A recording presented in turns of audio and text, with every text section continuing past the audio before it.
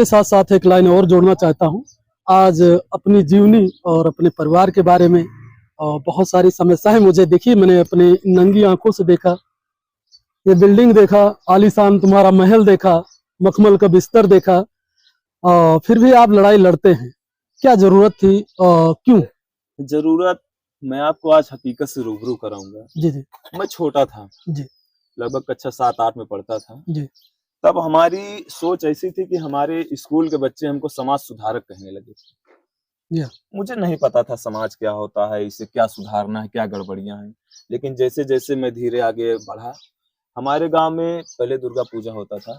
हमारे प्रधान जी के यहाँ मूर्ति बैठती थी, जी जी सारे बच्चे जाते थे, हम भी गए। जी लेकिन जब दुर्गा पूजा खत्म हुआ तब सबको एक भंडारे के रूप में भोजन कराया जाता है। जी जी तब निमंत्रण मिला, हम स्कूल से आए, हमको देर हो गई, लगभग बज गए 6-7। जी मैं उनके घर गया भोजन करने के लिए। पापा कहे कि चले जाओ बेटा आप। हम गए उनके घर, लेकिन वहां पर इस साइड में पासी बिरादरी के लोग बैठे थे, चमार के लोग बैठे, जी और इधर सारे ब्राह्मण लोग बैठे। ठीक, मैं बगल में एक जगह खाली थी, मैं वहां पर बैठ गया। तब तक कोई समस्या नहीं थी। पत्तल आई, बैठे हम लोग, खाना लगा। लेकिन यहीं से हमारे गांव से एक ब्राह्मण समाज के ही एक लोग गए, मैं किसी का नाम नहीं लूंगा। नहीं। वो गए, तब हमको क्या कहा गया जानते हैं? कि भैया उठ जा, वहां जाके बैठ जा। हमने कहा जब यहाँ पर हम बैठे तो वहां पर उठ के क्यों चले जाएं बैठने के लिए? अगर वो अगला व्यक्ति आया तो वहां पर जगह खाली, तो वहां पर बैठ सकता है। जी लेकिन हमको लगा नहीं, ये मेरा अपमान है। हमको फोर्स किया गया नहीं, वहीं पर बैठो। तब हम उठे, खाना छोड़कर अपने घर चले गए। जी तब मुझे लगा कि ये जातिवाद है, और ये जाति है कि जाति नहीं। तब मेरे दिमाग में घूमा कि आखिर ये सिस्टम है कहाँ से। तब मुझे, यहीं पे हम ब्रश कर रहे थे, तब हमारे समाज के ही सरमे के एक हमारे मित्र है जगतपाल, वो कहे भैया भीम आर्मी की मीटिंग है, बाबा साहब के बारे में वहां पे बताएंगे। तब मैं गया, मेरी उम्र लगभग 16-17 साल थी। कक्षा 8 में मैं पढ़ रहा था। तब मैं जब वहां पे गया, तब देखा हाँ बाबा साहब के बारे में बताया गया कि बाबा साहब ने जातवाद से छुटकारा दिलाया, संविधान दिलाया, जिससे हमें पढ़ने का अधिकार मिला। हमें पढ़ने का भी अधिकार नहीं था। तब हमने उन लोगों से पूछा कुछ किताबें बताओ। तब हमें कुछ किताबें बताए, life and mission Baba Saheb की, the caste of an Elysium, मैं कांसी राम बोल रहा हूँ, बोलगा से गंगा। हमने कुछ किताबें लाई, उसके बाद पढ़ा हमने। तब जब मैंने पढ़ा the caste of an Elysium, तब मुझे लगा कि नहीं, सच में हमारा समाज इतना शोषित था कि मैं सोच नहीं सकता।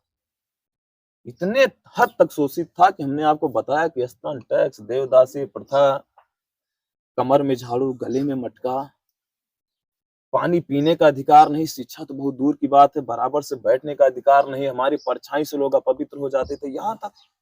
तब हमें लगा नहीं, गरीबी में गुजर जाएंगे, मर जाएंगे, वो ठीक है, लेकिन अपने समाज को बराबरी का अधिकार चाहिए। जी जाति है कि जाति नहीं?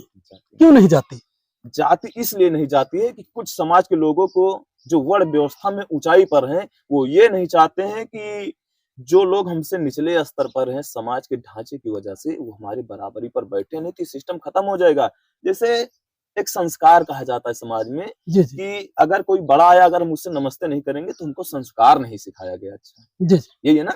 लेकिन एक समाज ऐसा है, उसको ये सिखाया जाता है कि आपसे उम्र में चाहे जितना बड़ा हो, चाहे 80 साल का हो, वो अगर दलित समाज से है तब वो आपको पैलगी करेगा, आप उससे नमस्ते मत करना।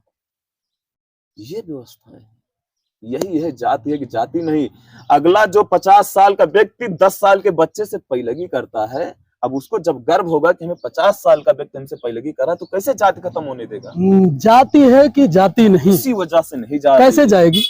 ये जाएगी जिस दिन हमारे बहुजन समाज में, सीधी बात करता हूँ, कोई घुमा फिरा नहीं, जिस दिन मेरे समाज के लोग, विधायक, प्रधान से लेकर प्रधानमंत्री तक 200 साल तक बने रहेंगे, और जाति के नहीं, 200 साल तक लगातार बने रहेंगे, प्रधानमंत्री, मुख्यमंत्री, हर एक राज्य के, इतने दिन तक। और मैं जाति का नहीं कह रहा हूँ कि चमार की पासी बना रहे, नहीं, अम्बेडकर वादी बना रहना चाहिए। उस दिन ये जातियां खत्म हो जाएंगे, जिस दिन मेरे समाज के निचले स्तर के पावदान, जिसे समाज ने मंगता भेड़िया बताया, वो समाज इस पायदान तक आ जाएगा कि जहां तक हम हैं, इस सोच तक आ जाएगा, तब जाति खत्म हो जाएगी। यानी अगर नहीं खत्म होगी तो जाति बनाने वाले खत्म हो जाएंगे। यानी कि जाति का हो या ना हो, अम्बेडकर सोच की होना चाहिए। ये होना चाहिए। जाति, जब बाबा साहब ने संविधान लिखा, जब बाबा साहब को हम मानने वाले हैं, भगवान बुद्ध को मानने वाले हैं, हिंदू धर्म को नहीं मानते हैं, तब हम जात को क्यों मानेंगे? तो इसीलिए जाति का ना होकर के अम्बेडकरवादी विचारधारा का होना चाहिए। बहुत अच्छा। कभी कभी आप पर ऐसा होता है कि जात पात लेकर चलते हैं, ये बात स्पष्ट कर दी आपने कि जाति का ना होकर अम्बेडकर साहब के विचार का होना चाहिए। अगर भाई हम जात को मानेंगे तब हम अम्बेडकरवादी नहीं है, जी क्योंकि बाबा साहब ने कभी जात को माना ही नहीं। जी तब हम जात को क्यों नहीं मानेंगे? हम तो इस व्यवस्था में पढ़ रहे हैं क्योंकि इस धर्म ने बना दिया है। जिस दिन, मैं कह रहा हूँ, जिस दिन मुझे मौका मिल गया विधायक बनने का, या मैं तो प्रधानमंत्री के लिए नहीं कह सकता, मैं कह भी सकता हूँ, लेकिन अगर मुझे शायद एक दिन के लिए प्रधानमंत्री बना दिया जाए तो मैं अपने दलित समुदाय की जाति को तो खत्म ही कर दूंगा। केवल सबको यह कह दूंगा कि आपके महापुरुष जितने हैं, आप उनके अपने नाम के पीछे उनका नाम लिखाइए, जात खत्म कर दीजिए, क्योंकि हम यहाँ के मूल निवासी नागवंशी हैं यहाँ के। जी जी जी, बहुत बड़ी बात। आप जो है दलित को लेकर चलते हैं या पूरे समाज को लेकर चलते हैं?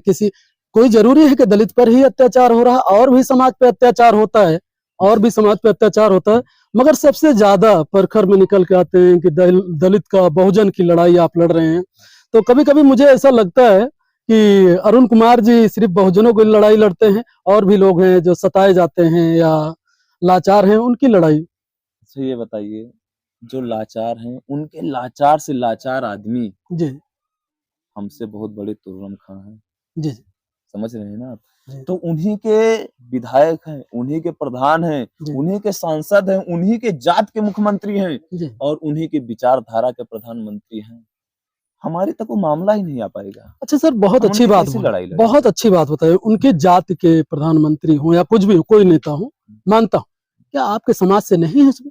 कोई विधायक नहीं है, कोई एमपी नहीं? बताइए। अच्छा पॉइंट आपने कहा। हम्म। हमारी जात के तो हैं, हमने शुरू में ही आपको क्लियर कर दिया था कि जात का नहीं, विचारधारा का होना चाहिए। जी हैं तो हमारे जात के, बाबा साहब के बनाए हुए, जो आरक्षित सीटें दी हैं बाबा साहब ने, हैं तो उन्हीं के हिसाब से, जी जी लेकिन बाबा साहब की विचारधारा के नहीं है। बाबा साहब इसीलिए कहते हैं मुझे पढ़े लिखे लोगों ने धोखा दिया। ऐसे ही लोगों ने धोखा दिया क्योंकि उनके विचारधारा के वो लोग नहीं हुए। तब हम जात का नहीं चाहते हैं, विचारधारा के लोगों को चाहते हैं। अखिलेश यादव चाहे हो, चाहे माननीय मुख्यमंत्री योगी आदित्यनाथ जी हो, या माननीय प्रधानमंत्री जी हो, जी जी हैं एक विचारधारा के, चाहे राहुल गांधी जी हो, सब ही विचारधारा के हैं। जी। तब ये पक्ष में हो या विपक्ष में कोई मतलब नहीं है। SC/ST एक्ट जिस दिन खत्म करना होगा, ये सारे लोग सहमत हो जाएंगे, बिल पास कर देंगे, खत्म कर देंगे। जी। मुझे जात का या फिर SC/ST OBC का नहीं चाहिए, मुझे विचारधारा का होना चाहिए। जिस दिन हमारे विचारधारा के जैसे चंद्रशेखर आजाद जी, बहन कुमारी मायावती जी, जिस दिन ये लोग मुख्यमंत्री प्रधानमंत्री होंगे, उस दिन देखिएगा हमारे समाज का क्या होगा। और सर, सबसे बड़ी बात यह है कि समाज में जहां भी होता है कि कभी कभार मैंने आपका सोशल मीडिया देखा था, मुझे समय नहीं है, नहीं आ पाएंगे, मेरा बाइक खराब गया है, बहुत सारी व्यवस्था आपके पास नहीं है, तो आपको कोई रिसीव करने आता है या पैदल ही चल देते हैं? हम आपको बताएं, शुरू में जब हमने शुरुआत की तब मेरी उम्र 16-17 साल की थी। मैं संगठन का कोई पदाधिकारी भी नहीं बन सकता था क्योंकि 18+ होना अनिवार्य है। तब हमारी जो दाढ़ी आज काली काली है, ये कभी भूरी भूरी हुआ करती थी, केवल रोया हुआ करते थे। तब हम उसको कटवाते नहीं थे। हम इसलिए नहीं कटवाते थे कि पुलिस हमको देख लेगा आंदोलन में, कहेगा कि नाबालिग और हमें पीछे कर देगा, इसलिए हम दाढ़ी नहीं कटवाते थे। मूछ हमेशा रखते थे कि हमें प्रशासन ये ना कहे कि आप नाबालिग हो, आप नहीं आ सकते। मैंने 2-3 साल ऐसे समाज में काम किया। टेम्पो पकड़ के, मेरे पास मोटरसाइकिल नहीं हुआ करती थी, टेम्पो पकड़ के यहाँ से जाता था, गौरीगंज आंदोलन में शामिल होता था। साइकिल से गांव-गांव मीटिंग हमने किया है। उसके बाद हमारे पापा कहे कि साइकिल से काम नहीं चलेगा, हम मोटरसाइकिल। अच्छा, आपके पापा भी सहयोग कर रहे हैं भरपूर? बहुत ज्यादा, क्योंकि आज हमारे पिताजी जो हैं एक मिस्त्री हैं। हम बहुत अमीर घर से नहीं है। अभी यानी लोगों का मकान बनाते हैं, पर आपका मकान ऐसा है, हाँ, क्योंकि टूटा हुआ। दूसरे का मकान बनाएंगे तो पैसा कमाएंगे, अपना मकान कमाने के लिए बनाने के लिए पैसा चाहिए, और वो पैसा है नहीं। क्योंकि हम 3 भाई हैं, 1 बहन है, सारे लोग पढ़ रहे हैं और हम सामाजिक काम कर रहे हैं। तब हमारे लिए पापा ने, बूढ़ी की पेंशन आई थी, वो कुछ एकत्रित थी, पापा ने कुछ पैसा जमा किया था, उसको निकलवाया। अम्मी के खाते में कुछ थे 2-4-10 हजार, और कुछ लोगों से उधार लेकर के हमारे लिए मोटरसाइकिल खरीदी। हमने कहा कोई प्लेटिना गाड़ी खरीद दीजिए जिससे एवरेज हो। तब हमारे पापा कहे नहीं, आपके लिए हम एक अच्छी मोटरसाइकिल खरीदेंगे, चाहे जो सेकंड हैंड मोटरसाइकिल हमारे लिए खरीदें। Second hand? हाँ, सेकंड हैंड, क्योंकि नहीं खरीदने के लिए मेरे आपके पापा का मुझे दाग देना पड़ेगा कि उनने देखा कि मेरा लड़का समाज की लड़ाई लड़ रहा है, चाहे कर्जा पानी पैसा इकट्ठा करके आपको एक बाइक दिलाया। और कोई आज के समय में अभी कोई लड़का तैयार हो तो उसके मम्मी पापा यही कहेंगे क्या करते हो, अच्छा खासा काम करो, सही है। जवान हो, लेकिन नौकरी करो, बच्चों को देखना है, घर देखना है। मगर ऐसे आपके पापा क्यों नहीं बोले? उनको हमने जब बाबा साहब को पढ़ा, तब हमने बताया कि बाबा साहब का संघर्ष क्या है, हमारे साथ में कैसे शोषण हुआ, हमारे महिलाओं के साथ में कैसा शोषण हुआ। ये अगर दूर होगा तब बाबा साहब के जो विचारधारा है उससे दूर होगा। हमने कहा पापा आपके पास 3 बेटे हैं, बाबा साहब के पास 4 बच्चे थे, सारे के सारे कुर्बान कर दिए, केवल किसके लिए? इस समाज के लिए। जी।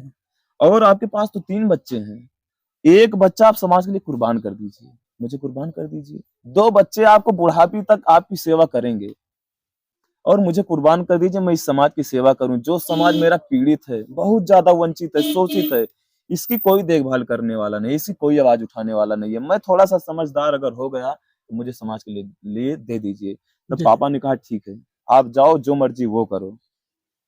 तो अर्पित कर दिया आपको समाज के लिए। हाँ। सर सबसे और एक